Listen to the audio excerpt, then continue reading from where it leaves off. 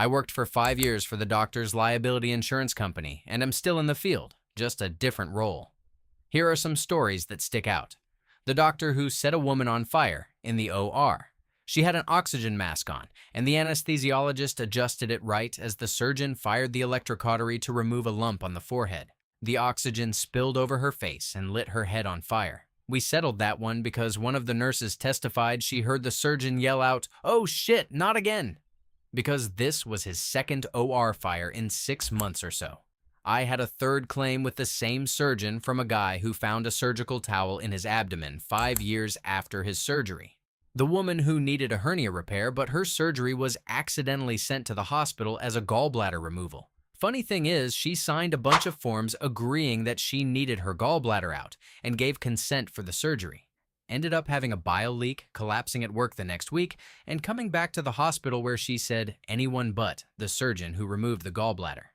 But nobody told the surgeon, so he came back in and consented her for the bile duct repair and fixed the hernia he was supposed to do the first time. A doc wrote a lady a prescription for an anti-malarial drug that gets taken weekly. He wrote to take it daily.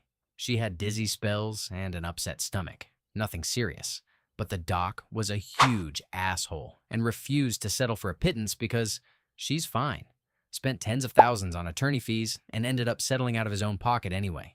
A woman who has written a prescription for Lamictal, a powerful bipolar drug that needs to be tapered on and off, but on an accelerated taper.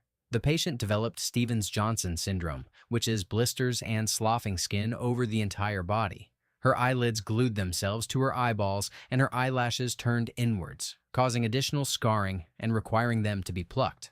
Her vagina developed internal adhesions. The bottoms of her feet shed layers of skin. Not a malpractice issue exactly, but a terrible nightmare nonetheless. A woman nicked herself, shaving her pubic area, and developed necrotizing fasciitis, or flesh-eating bacteria. She had one leg amputated, then the other, then both arms, and then died anyway.